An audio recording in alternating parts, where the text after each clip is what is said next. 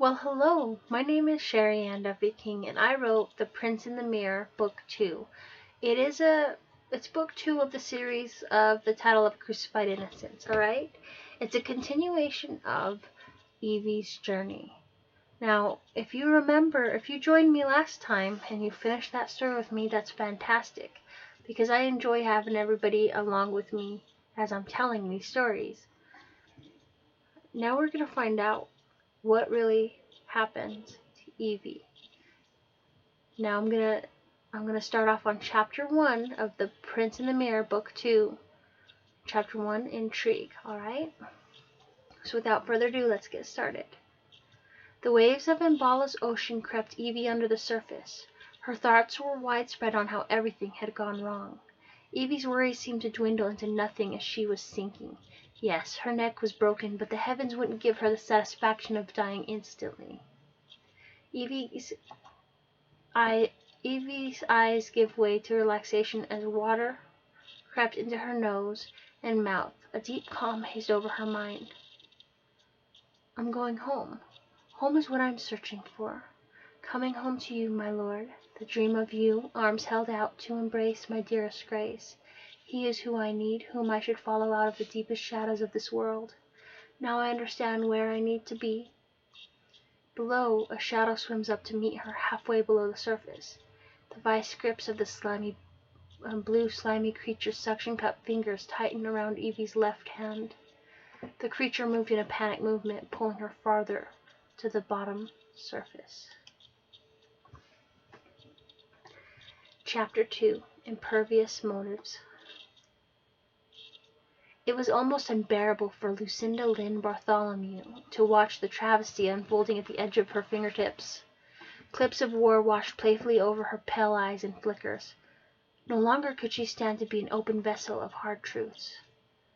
Please don't give up, Evy. With one hand held on the sheer, silky white clarestic curtain, mouth pointed down in a frown, she turned to drop the curtain in place, listening to the material whisper seductively against the stone floor. A soft melody seemed to encircle the room. Chirping seemed to come from small quartofai, which were little balls of light that danced in circles. When they would rest, the light would fade and leave a cocooned little monster with eyes dark and menacing. The cocoon material wrapped around the quartofai's body like a blanket, with fat, jagged curves at the center that opened to reveal a hollow space. No body inside. Claw-like hooks for feet, a dome-shaped head with a soft triangular shape in the center above its eyes. One could see through it, but not be mistaken by the harp strings set up in the hollow area. In her arms lay a little bundle that shouldn't exist.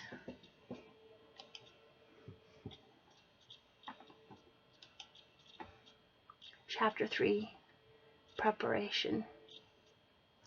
Later on, Lucinda traveled around Mbala, carrying little Allie wrapped in a cloth. Night flickered on the horizon, and it was clear that Akmalutra's guards were on prowl. But Lucinda flicked her fingers away from Ithaca's leather strap to throw a blinding barrier across the haze of trees to shield her and her ride from the prowling eyes of West Amthia Wood. Huge Amgon widows swung from tree to tree in close proximity, hissing and following Lucinda. She didn't mind. Ithaca jumped over Ollivander's citadel, curving onto Ravenwood Road in front of Cardigan. Lucinda hit a fork in the path that crossed from her left to her right. Lucinda smiled to herself and turned left on Trellis Road, headed east toward Corner's Peak at the base of Skull Waterfall. The gravel crinkled under Ithaca's hooves. Lucinda continued east on Mavgon Road. To her left towered East Amthia Wood, with the tips of Aglia Mountains glimmering in the light from Eldor. To her right, shadows of the Truscan forest swayed in the deep wind. Lucinda decided that when she reached the town of Mextagon, she would cross through East Amthia Wood. But halfway into the brush, in the plain, cut sharply and deeply, Lucinda stopped Ithaca abruptly, gazing over the immense ravine. Sweat slid down Lucinda's brow. She gazed down at little Allie. The infant gurgled. her eyes closed and her skin glowing from the planet of Eldor. Lucinda tightened her grasp on Ithaca's reins, turning her and leading them back to the back of Mextagon. They headed north around the walls of the sleeping city, re-establishing grips on Pinboy Road. A short while later they came to another fork in the road. At the crossing she yanked Ithaca sharply left again, heading south on Crink Farm Road, headed toward Shreve Grove. Electricity filtered through the clouds, but no rain seemed to fall. A sharp turn and around another bend of deep-set mountain grooves, and a small town of many houses climbed a hill trying to reach the clouds. But before Lucinda reached the town, she took a side road headed west on Povana Road toward the towering Twins Inn. Standing in a double-story European style stood a building of white and cobblestone material, with vines that climbed the 2 columns on either side of the entrance, reaching the double-door balcony on the second story. Light glistened, beckoning warmth and serenity. Little William Shaw stood tall, with his tow-head of hair glistening and wavering in the wind. Of only 14 years old, he stood grim, watching Lucinda approach on Ithaca.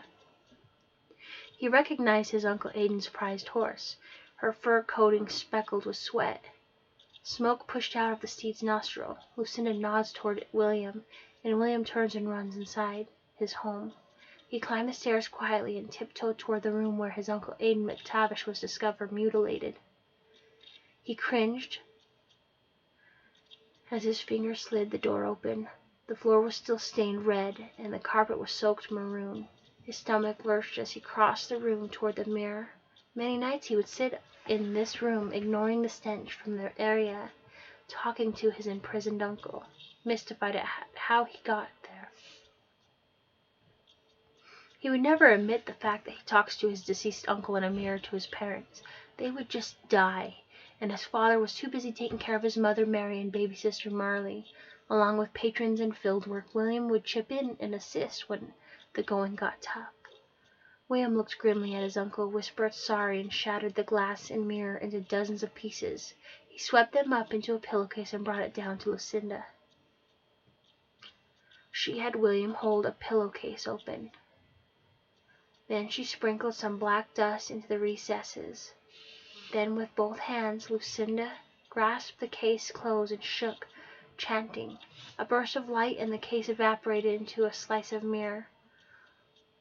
Although the shape was oblong and it glistened, reflecting off the lightning storm, was Eldor. While William was gathering the mirror specks, Lucinda was hard at work turning a fleck of gravel into a concrete carryall. William looked down at the bed, where a baby laid, and to his surprise, along with the baby rests a small necklace with 2 twin metallic pieces that pull apart in screaming agony. Now, I don't know if I was descriptive enough in the first book about this, but the medallion stiff that Aiden carries around looks like a freaking pocket watch, right? And if you turn the doo-wop at the bottom one way, it freezes time. If you turn it the other way, it can open up a portal into the mirror world. But in order for Evie to have exited the world of Mbala and Eldor, she needed both the twins' necklaces that each piece was, it was like when I described the ectoplasm at the Kuna pyramids. That's what the medallions look like. They look like 2 people with their hair pulling apart, screaming in agony, attached to the stith, right? That's what it is. It has more meaning than you'd think. But let's continue on. Along with the baby rests a small necklace with 2 twin metallic pieces that pull apart in screaming agony. At the bottom of the trinket rests a metallic golden doo-wop that spins. At the base rests a small inscription. May it be. William took it in his fingers and spun it once. Music escaped it, and he listened to the tune. I'm not gonna sing it to you, but it's that theme song at the end of the Lord of the Rings first movie. Yeah. Anyway, it goes, may it be an evening star shines down upon you. May it be when darkness falls, your heart will be true. You walk a lonely road, oh, how far you are from home. May it be the shadows gone will fly right away. May it be your journey on the light the day. As the song died down, a gurgle escaped the child in the bed. William bent lower to the infant's face. He noticed that she had a beautiful she was beautiful and familiar. The infant had strawberry blonde curls with the tips immersed in black. About an inch. Okay. Freckles spread like wildfire across her plump little cheeks, leaving an Irish saddle imprint on the bridge of her nose. Under her, Lucinda places the book and mirror. Before covering it up with the baby, Lucinda holds the oblong mirror shard up high and starts talking to her own image. William gets a funny sensation, a cure from his deepest hopes. He wasn't missing bits of his sanity. He looked up from Lucinda to the baby and listens as Lucinda talks. Every year that this child grows stronger, you will also get more solid and full of strength. Lucinda smiled into the glass and mirror, looking only at her reflection. When the time comes of her 23rd season, you shall somehow bring her home in order to help her finish this fight off. William glanced up, and as Lucinda was bringing the mirror shard down to put it under the infant, a flash of a man's stern, handsome features appeared and vanished. William knew that this would be the last time he would share a moment with his favorite uncle. He brushed a solitary tear and turned back to the infant, brushing his fingers across the child's face, then helped Lucinda close the lid and load her up with chains to Ithaca. Lucinda brushed Ithaca's fur and whispered in her ear, The horse Johnson,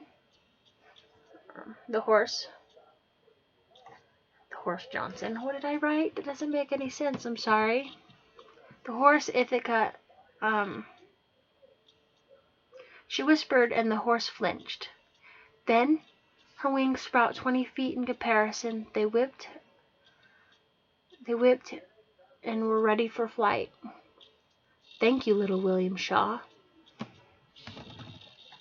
William brushed his fingers through his hair and stared at her in wonder. What will happen to the child, Lucinda? Lucinda's eyes reflected the electricity that frolicked violently around them. She smiled, waved her hand as Ithaca rose in air. I'm taking her someplace safe. Mention this to no one, and pray I return with her safely tucked away in another dimension. William's eyes shot open. Who is she? I feel that I've met her before. Lucinda laughed. It was nor harsh or devious. The night seemed to dance about her laugh. Ha, ha, ha, little William. Never mind the child, for when you are older you will realize how important she is to us. And the less you know the better. Farewell, my dear little friend. William watched Lucinda disappear in the flecking electricity. Up high above the clouds of Eldor and Imbala, almost at a climax of uneasiness, flew Lucy on Ithaca. Black wings glistened in the small patter of the rain that seemed to come from emptiness. Suddenly the chains that held Allie gently below Ithaca as she flew seemed to rock as a cataclysmic reverberance of the small whistle. Below sat a wormhole created from two oceans in a hell of a storm. To Lucy's left sat Eldor, and to her right lay Imbala. Both hurricanes seemed to connect violently in one swoop of a second. With a snap, Lucy blew Allie a kiss as the chains let loose, and she cascaded into the eye of the clouded wormhole, spinning, then disappearing into a huge flash of disobedient shock waves of limelight. Calmness dropped the storm to nothing as it hugged and kissed its foes, then parted until another day.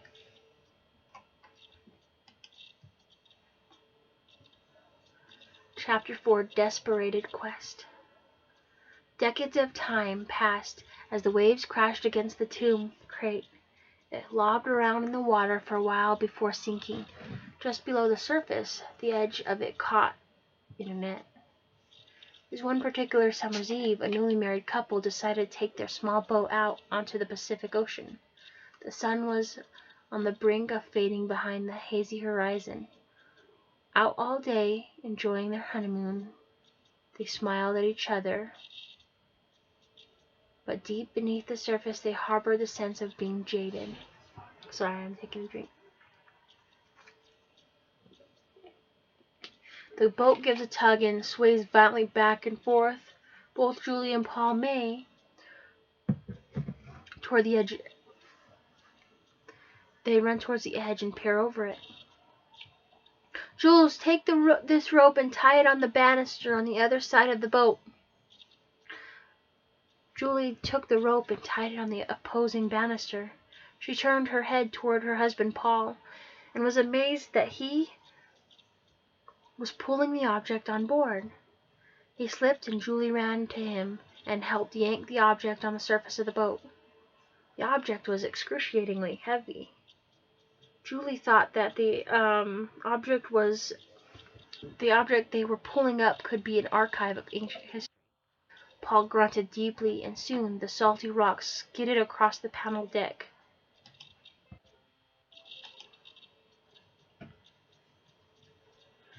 They both rushed to unravel the cords of rope around it and marveled at the possibilities at what it could be. Then they lifted the lid.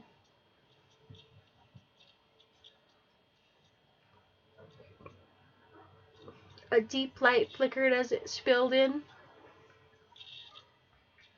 blinding them as the sun crept below the ocean line.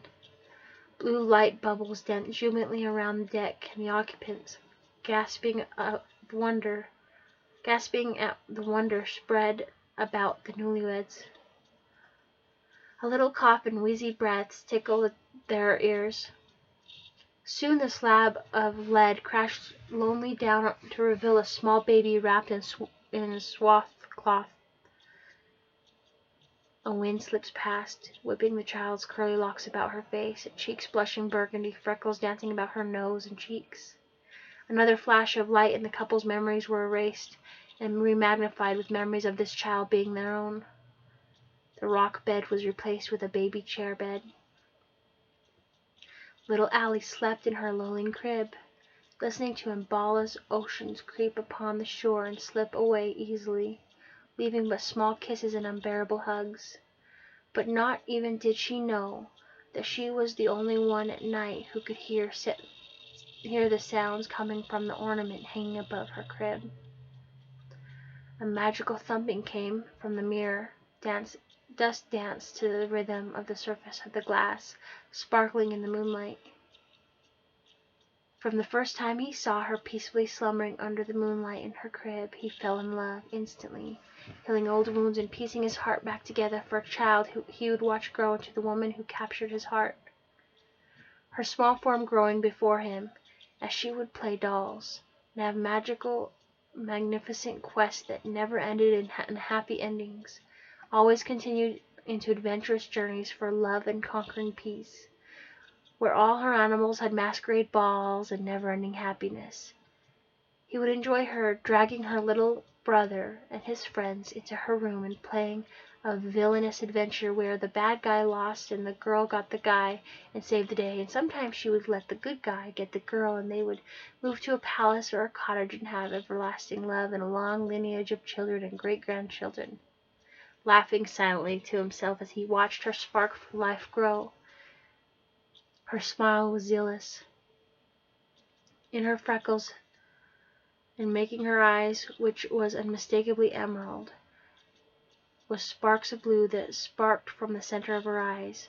Her hair short and full of untamed strawberry blonde waves, which curled at the tips and turned black, slowly caressing her cheeks and dainty earlobes, and an Irish saddle on the bridge of her nose. Chapter 5, Lethargy. One spring morning, Allie woke up excited. Her mother, Julie, and Father Paul May were coming to visit her in her first apartment. Above her bed, as always, sat the antique mirror both her parents gave her when she was little. Almost every time she glanced into it, some sort of an emotion crept up her neck, closing off her throat and quickening her pulse. As she aged into adulthood, those feelings would grow. She hurried and brushed her curling waves, noticing the Irish saddle birthmark that rested on the bridge of her nose.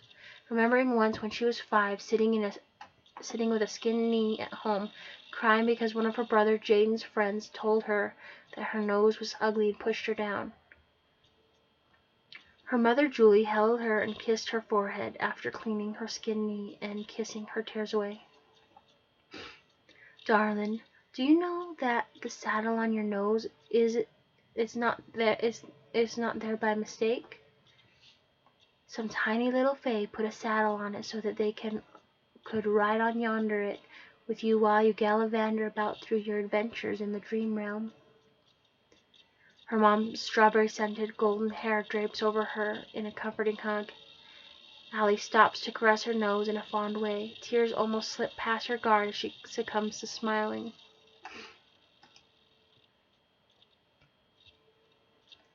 Chapter 6 continued. Later that evening, Mom and Dad arrived with sparkling white wine and fills full of jubilance. Allie hugged them both and wondered at why they were so ecstatic. Behind them stepped a goofish kind of gentleman. His clothes were baggy and unkempt. In wonder, Allie could not pull her eyes away. She has no way of explaining how stunned she felt. His eyes were brown and his face was small, and the only word Allie could muster to explain this guy would be unique. "Oh, darling, please let us introduce this fine young gentleman. We met him at the subway station when we needed help with our baggage. His name is Matthew Verona. He is homeless, and we were wondering if you have room for one more at dinner." Allie smiled up at him and shook his hand. "Of course, Mr. Verona, welcome, and let us show such thanks to you for helping my parents. Would you so little know and yet jump to help a struggling couple of strangers?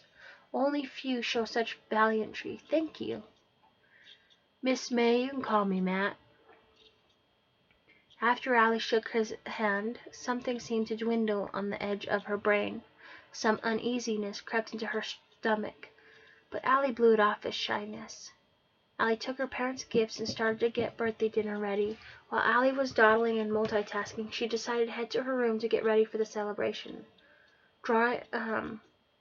Throwing on her little black gown and pearl jewelry accented with earrings, a choker, and tiny hair clips, leaving her curls to wander down her neck. Allie returned as the food was being served up on the table. She took the wine and filled up the glasses, setting them in front of her parents and Mr. Verona. Now dinner went pretty well, but ended fast. Allie kissed them on the cheeks and walked them to the entrance of her apartment. They left in the same manner as they came, happy. Allie couldn't help but wonder what was missing. She turned toward her bedroom and headed to undress and take a shower for relaxation. The shower was superb. It washed away that spring chill. Allie turned down the bed and headed to the kitchen to load up the dishwasher and clean off the table. Turning the corner, Allie heard the white telephone ring off the hook. Worried, she rushed to it, listening patiently in her bedroom. "Hello?" "Ah, yes. Miss Allie May?" "Yes." Allie waited, curious, unknowing that her gut was telling her this was no normal phone call. "Well, this is Detective Jones." "Yes, Detective. How may I help you?" "It's in the matter of your parents. Well, Miss Allie, we found them." Gurgle, gurgle, plunk. "What?" Allie looked down at the phone that cut off their conversation. Out of the corner of her eye, some dark figure crept up on her. Creak! The floorboards screamed. The figure takes the curly cord from Allie and wraps the excess about her neck and tightens his hold on her, then swings Allie about, hitting her left temple and the edge of her white dresser, knocking Allie into dizziness. Then he jumps on top of her, pulling the cord around her neck closer to him as he doubles his fist and knocks Allie back into Sunday. Blood gushed from her face like a squished green grape. Allie gasped in pain. Her lips seemed to ask why over and over again as she was immersed in darkness. A thumping persistently crept into her mind as Allie wondered what was making that awful noise. Then she was out.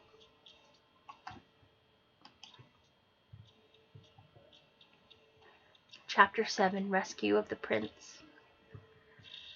No! He screams through the mirror, shattering the glass. Everything slowed to a pause. Shards stopped in midair. The prince slowly climbs out of the hole, then glides the lethargic charge away from his pathway as his little lethargic charge. The hell am I writing here? Okay, anyway, basically, he steps through the mirror. Everything's on pause. He moves the glass. It's still hanging in midair. He walks over and grabs Matthew Verona by the throat. And then he starts talking.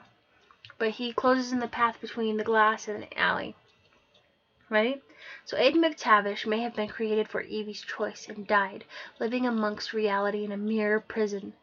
But he had no patience for men of this traitorous kind. Aiden's strong stride back into reality, given new body for the strength he was to use for some unknown reason, took the villainous theme from on top of Allie, cracking his neck. Oh, fiend, not theme. Sorry, fiend. From on top of Allie, cracking his neck and tossing him into the wall opposite from the mirror he was kept in, forgetting that the material on the wall crashed as Matthew Verona flew down 20 stories, crashing into Mr. and Mrs. May's small blue rental car ceiling, knocking the trunk open to reveal the bodies of Mr. and Mrs. May, deformed and crunched together in the trunk. Luggage flung everywhere, blood and bones stuck out in numerous places. Knocked unconscious, sprawled out on the floor, black silk night shift torn in shreds, white telephone in her right hand, the curly cord across her chest, still plugged in, letting off a distant echo. Beep, beep, beep. You know how annoying the old phones were? Yeah.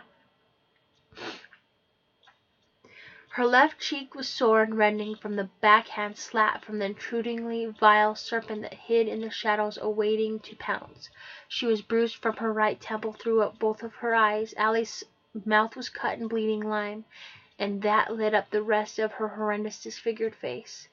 Aiden places both of his hands gently under her, lifting her up to take her to the mirror hole, climbing in.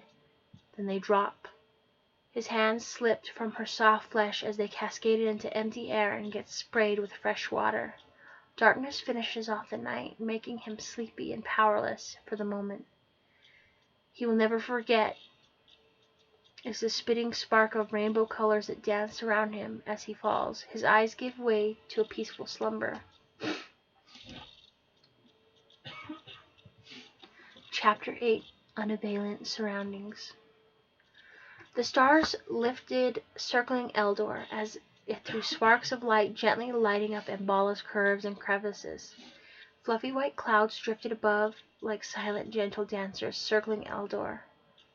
Slowly they turned pink as night crept by.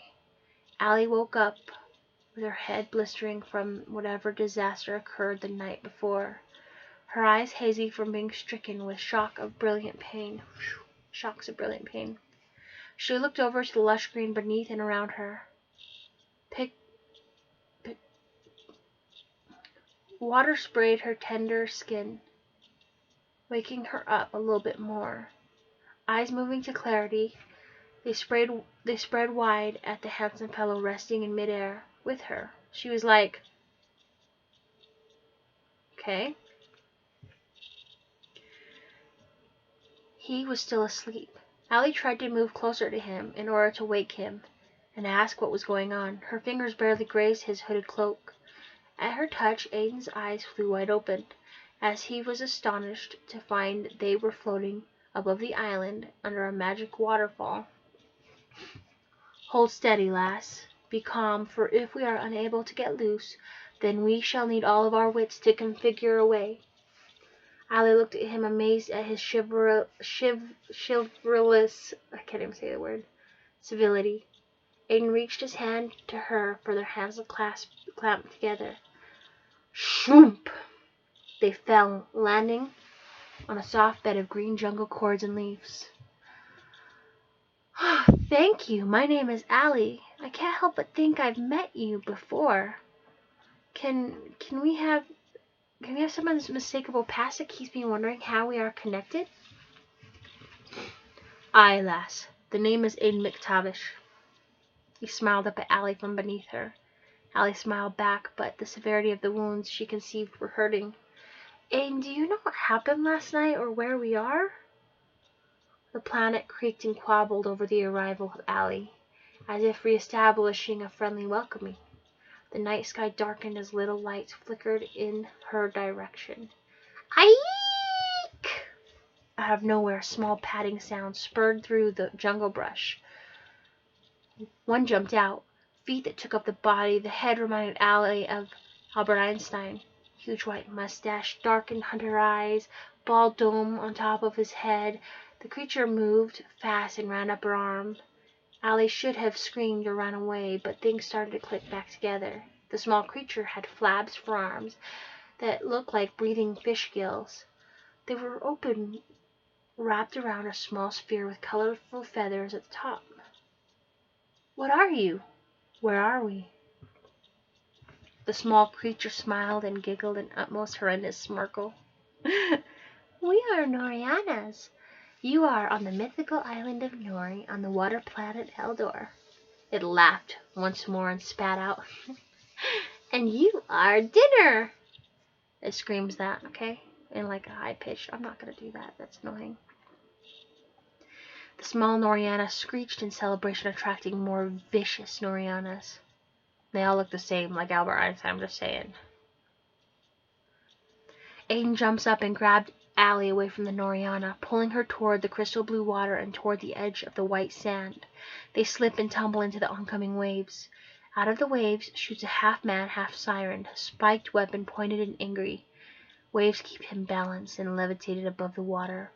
Light blue lights lit up his mythical figure and the water from beneath him.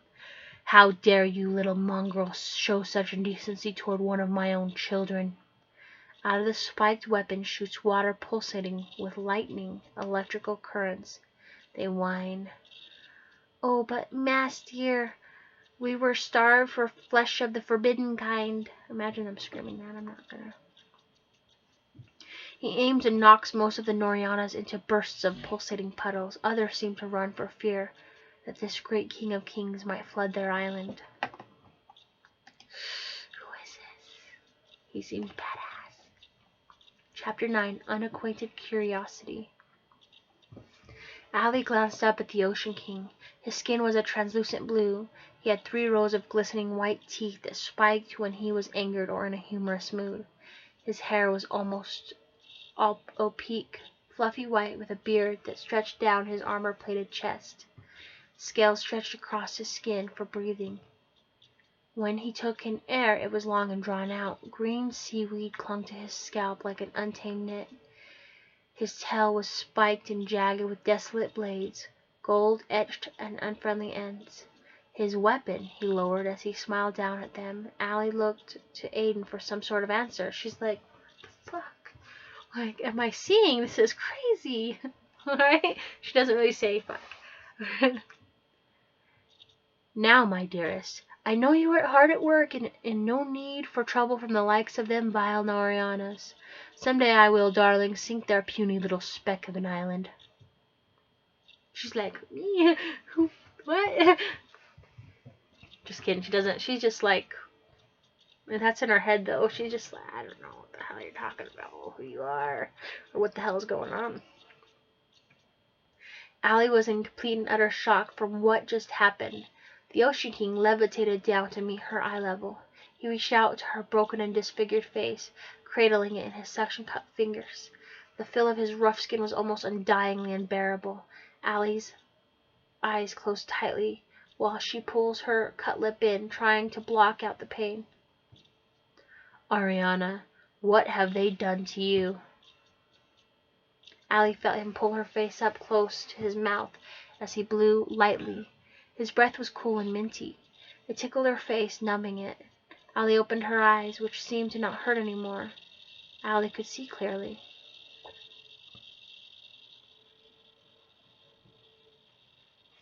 His minty breath has healing properties, you know. She goes back to normal looking, like as if she had never been beaten with a phone. And a dresser. In a hand. Anyway. He gently released her face, then bent and picked her up. I'm tired of this nonsense. You now need to come home and complete your royal duties. Allie screamed, kicking and fighting. Aiden has a huge rock at the... Aiden picks up a huge rock and hucks it at the Ocean King. Okay, hitting him square in his torso, knocking Allie out of his grasp. She dropped face first into the water, but she hurried to pull her face from the crisp water. The Ocean King was stalking his prey, which at this moment was Aiden. Uh-oh, SpaghettiOs! Weapon raised and ignited with merciless power. Allie jumped and grabbed it, trying to knock it off course. He swung her. Somehow Allie ended up in front of Aiden, on her butt. She rushed once more to her feet and covered him with her body. Aiden's tight muscles encircled Allie in a protective yet erotic way. Heat and moisture sizzled from beneath her skin to meet him halfway in passion. Anger rose in the king's eyes. He grasped Allie by the shoulder, spinning her to face him. Then he backhanded her. Allie fell into the water again, dizzy. She pulled up to a crawl position, still seeing stars. Allie screamed, "No!" Right? The king looked down at her once more with a scowl about his face, raising his weapon once more and fired, knocking Aiden unconscious. He turned to Allie and lifted his palm. Webbed fingers spread, spraying sand, black mist from each section area. You, my child, should know that trying to change this barbaric planet we orbit is inevitably impossible, and Bala shall never be in peace while those imbecile children reign. The mist wiped Allie's brain clean into a dream realm. Was she just kidnapped by an Ocean King, like mermaid? What the hell just happened here? Let's continue on. Chapter 10, History Redemptions. I'm gonna need something to drink before I start this chapter. I'm sorry. This is gonna take it out on me.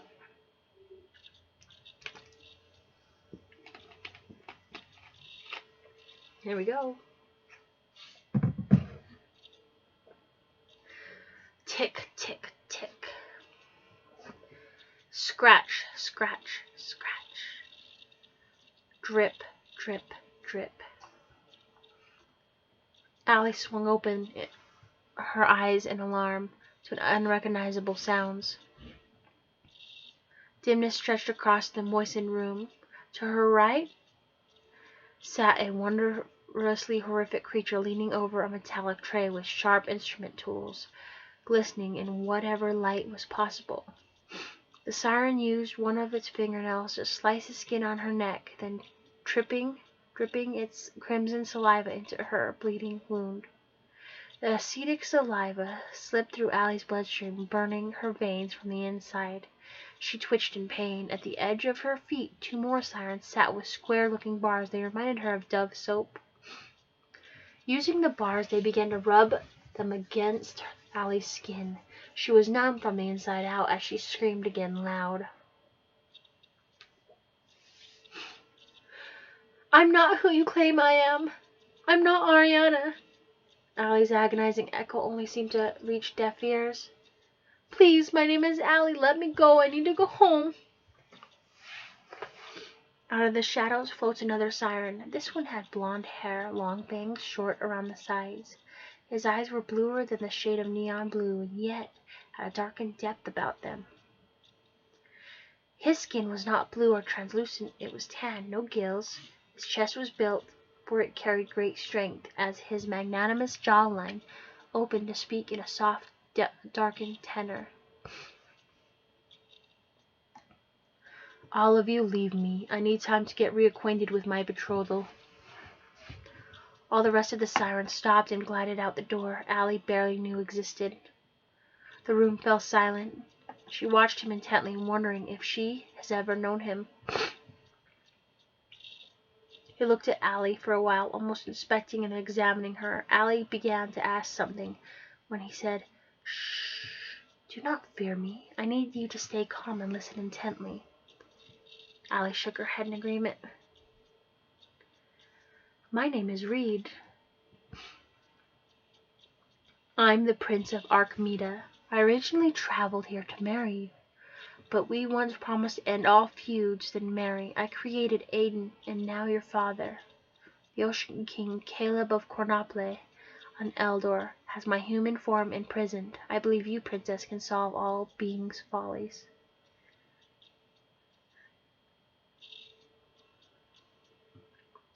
"Just so you know, it wasn't Lorelai who created Aiden." Okay. Even though the last book says she did, she didn't do it alone. I'm going to let you ponder on who all worked together to create Aiden. He lifted his hand through the water, swishing the huge bubble of oxygen Allie was in, releasing her, while giving her a surprise. The water in the room seemed to not affect her breathing. How wondrous! Reed handed Allie a white sheer robe that covered her form and her black lace nightie. "You created Aiden?" Allie whispered. "Of course I did. I also put half of Viola's soul into creating him, not to mention keeping him in the mirror world to keep you protected. I have also shifted into all of the lovers, such as Iola's, Henry, Martin, and of course myself. You were the one whom asked me to help keep you protected through the centuries and decades. We are together again, and we shall help conquer the evil." Her heartbeat skipped as the reality unraveled. Allie delayed her pathetic tears. All this sank her confidence. Allie's muscles ached as Reed reached his hands down to help her sit up. "All this is too much for me to grasp." "Allie, you must believe that if you crumble, I will be there for you. Take a risk. It will be all right. We can do this. Take a risk. It will be all right. We can do this. Okay?" And he says that a bunch of times, apparently. I remember him saying all that. "But I need you to be my everlasting friend, all right?" Allie reached for his hand and felt as if she were reaching for the stars. His hand was cool and warm, all at the same time. The tingling in her head set forth to give butterflies to her heart. His skin was soft and smooth. Allie almost fell from his grasp when she went to stand. She looked down, and there was no floor. Dark emptiness. He caught her while whispering gently, "We're going home, my sweet lullaby." Everything startled Allie. She wanted to swim away from all this chaos. Allie knew she wouldn't get far. She knew her hopes was withering, yet she could not fall behind. She was barely holding on, dwindling the fine line between a monster and a ravenous, insignificant creature from the unknown. "All right, Reed." Reed led Allie through tunnels of speckled and translucent ruins. Slowly they crept past dim archways headed further down below the city, where it got darker and chilled. Allie started to get cold and was in undissipated thought at where Reed was leading her. In mid-sentence, "Reed, where are you leading me?" Her words fell in silence. As he opened up the cavernous door, the room held darkness for a small part of a second. Then a hazy, luminous glow erupted in the center of the room. Something was eerily familiar. Small music danced about the chamber in the form of firefly bugs. Although there were no bodies attached, Allie reached her hand out to the small lights. One gently dropped into her palm, and the light faded to reveal a small purring creature with a funny shape that made her uneasy at first. The creature's purring was calming her nerves. Allie, those are Cordal Fae. It leapt from her palm and continued to dance about the light in the center of the room. Reed led Allie to the light. Her thoughts were muddled, and then she saw that the light was not a light but a mere curtain sheathed in eclaristic speckles around an object on a stone bed with white cushions. When Reed opened the curtain, Allie couldn't help but hear the curtains gently whispering seductively against the floor. In the center of the slab rested a woman, her auburn tresses falling about her head in a sun-spurt halo, her eyes resting calmly. Allie noticed that the girl had freckles like herself,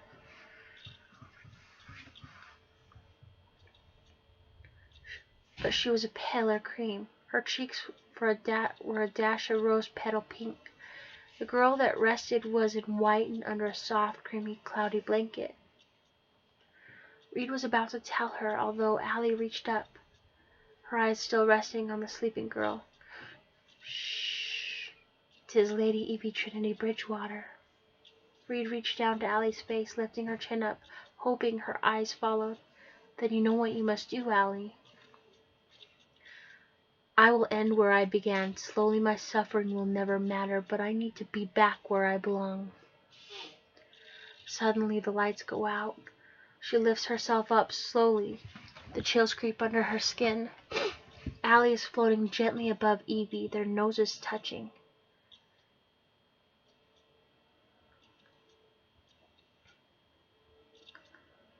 She herself is apart from Evie. The Cordal Fae catch her, spin her around, and lower her back into Evie, one riding her birthmark on her nose, pushing silently down.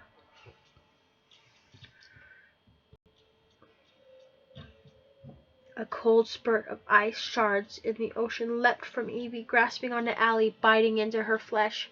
Allie screams. Then she tries to pull apart from Evie, only to have the shards dig into her flesh, pulling her back like webs of barbed wire.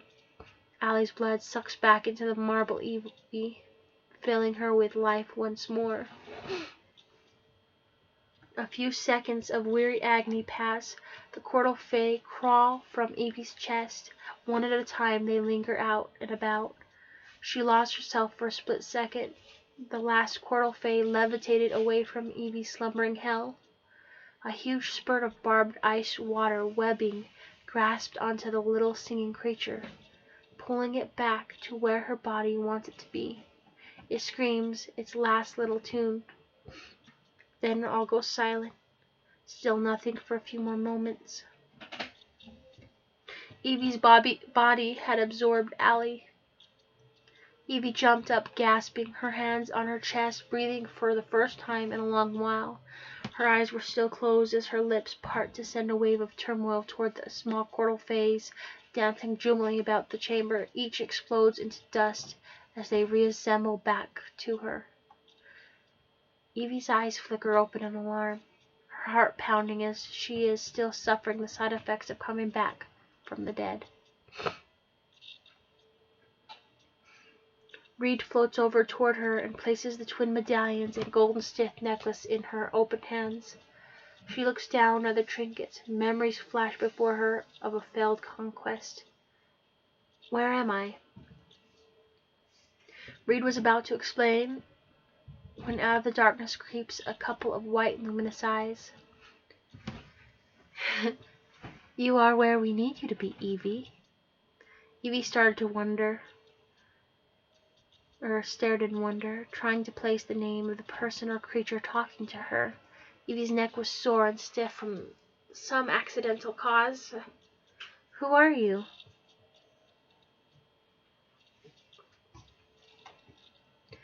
Behind her sat Reed. He walked into her view, looking down at Evie as if they were once acquainted. "I'm Reed, Evie. We have a mission?" Evie no longer stood confused as she pulled her legs off of the stone bed cushions and began to walk. "Don't do that, Evie. You have been asleep for many decades.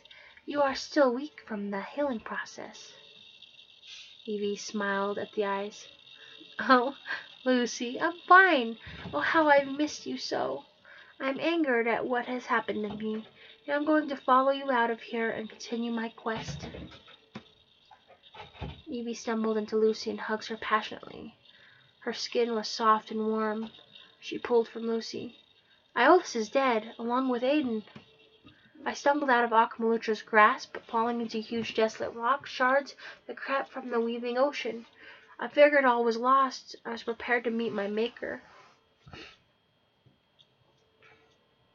Lucy pulled her hand up to Evie's face. "I know, and you will soon remember all of your past lives, and each is simultaneously important in what we must finish." Evie looked over her shoulder to a floating merman and wondered at who he was. "Who are you?" "I'm Reed. Don't you remember any of this important details I had already told you?" "Nope. Sometimes when I'm under stress, I will forget anything and everything that was too fantastic for my small mind." "Ah, let it never fail. You were always so forgetful when we were together as children. I'm Reed, Prince of Archmeda. We were both betrothed and madly in love, but our cause for duty toward peace and others' well-beings caused us to wait until all was settled and everything connected in a rhythmic kind of way, although we have been trying to change all chaos to peace for millennia. Your true name is Ariana, Princess of Cornopple, in the world of Eldor. Issue at hand is that when you would have needed me, I've always been there and will forever be." Evie then turned toward Reed. "Thank you, Reed." Lucy whispered sternly, "Evie, we need to rescue Aiden so Reed can continue to help you through the barren lands above water." Evie turned back to Lucy, stunned by her words. "What? Aiden is still alive? I thought he was dead." "No time for explanations. We need to move fast and fast before your father Caleb notices you aren't turning back into your old self for your and Reed's wedding." Evie nodded, still a little numb from the extravagant news. She followed earnestly, each step faltering as she began to realize how hard it was to reacquaint oneself with walking.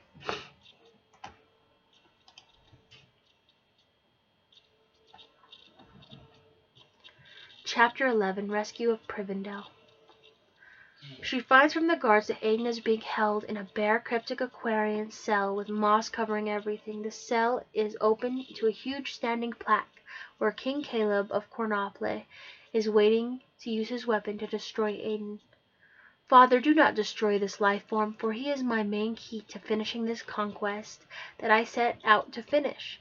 He is the one who can help me when danger arises." The king looks in dismay at her and raises his staff weapon in mass destruction. Electrical power curtains vibe silently above the tip, waiting for the king to throw the bolt and finish what needs to be done. "I have to, daughter, for all this mess to dissolve, so you can finally have a life of your own and bring heirs into this world. I want grandchildren to play with and possibly spoil." "No, father, you mustn't destroy him, for I need to be able to spread my water wings. You cannot always keep me safe in a shell for the rest of eternity. I must fall and learn to pick myself up and carry on, without a dismay of wounds to calculate the overpowering messes. I shall never learn my place for my own. I need to finish this, and you have no power to stop me. He is my human, and if you love me, then you should cherish my grown attributes, for if you deny me this chance to change the planets, then I shall take authority by force." Caleb smiles and stills in disbelief at that his little girl could be so serious. "No, Ariana. Time to grow up." Anger rises from the bottom of her reacquainted toes to the tips of her hair and fingernails. Then, Father, I shall take him by force and forever ruin your image of your sweet little girl, because there is more to this world than your selfishness, and I shall show you how wrong you are. Evy's eyes flicker neon lime, blue, and lavender. No longer is she playing around. As she grabs one of her father's guards, a water dweller named Lusuasing, Evy's course through her limbs turn. She grabs the merman, right? And the power courses through her limbs to change the merman, who's not really a merman, he's a water dweller, into a ball of bubbles. And she spins him around in her palms. Like a huge air bubble, she whispers, I'm sorry for this, Lusuasing and Father, but this has to be done. Her magnificent life force produces a bolt of watered electricity, knocking Evy's father off the pedestal, where he crumbles down into the hole, cage, cell that holds Aiden. Only Caleb never makes it to the bottom, as his other water dwellers catch him and pull him back to his pedestal. Fierce anger and respect attunes his mind. Ariana, you may take your pitiful human. When all is finished, you will continue to do your royal duties. Caleb kisses Evie lightly on the forehead. I'm proud of you, Ariana, and you are more like your mother than you realize, my sweet lullaby. Evie was unsure why Caleb called her lullaby. It made no sense to her. But she has no time for questions. As he wavered his fingers through the massive bubbles with a twitching ignite, as his webbed fingertips. Bubbles burst across the room toward the door of Aiden's prison cell. Evie expected the door to burst open, although when it didn't, nor did it surprise her when she saw that the burst of bubbles slowed and morphed from a water dweller into a man who slightly floated with keys that jingled lightly toward the lock. The water dweller glanced back to Evie and whispered, I don't hold your angered power against you, my princess, although next time I would appreciate if you asked me first before you throw me into your father. I thank God we didn't acquire an injury, but instead gained vertigo, alright? Evie looked at him and grabbed his key hand. I'm sorry, Lusuasing. I promise I will never do that again. I understand that you have added a new heir to your household. Maradeth, your wife, must be so pleased that you two finally had a child. Tell me, Lusuasing, what is the fair child's name?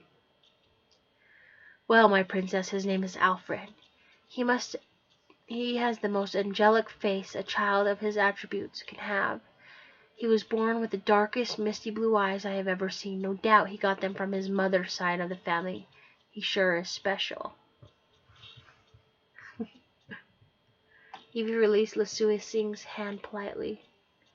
Well, Lusuasing, I would very much like to see this child one day and bless him for you and your wife Maradeth. Okay, princess, we would like that very much.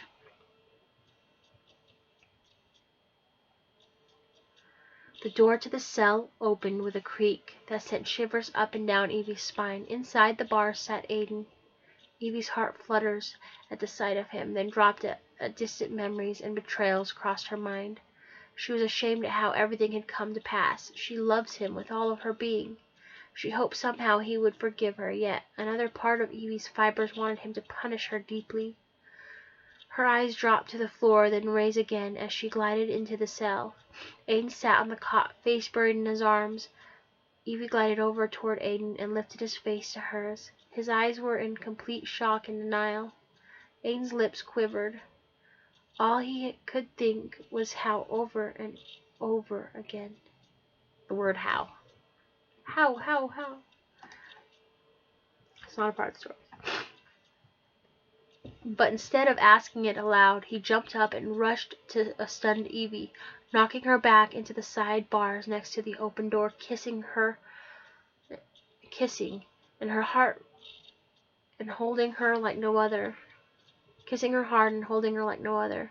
The heat pulsed through their forms. Finally, her hand slips between them, and she presses lightly against his chest. He stopped, pulled back, breathing hard and husky like an adventurous animal. His eyes were smoldering with a light, misty overcast.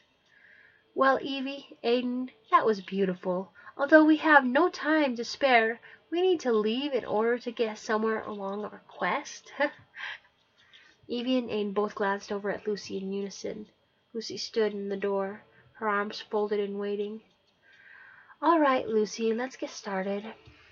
Lucy reached her hand over to grab Evie's to guide her out of the cell, somehow knowing that Evie reached for Aiden's palm and pulled him gently behind her. A glance back from Evie to Aiden showed a faint smile that met his warm, quite upturned lips.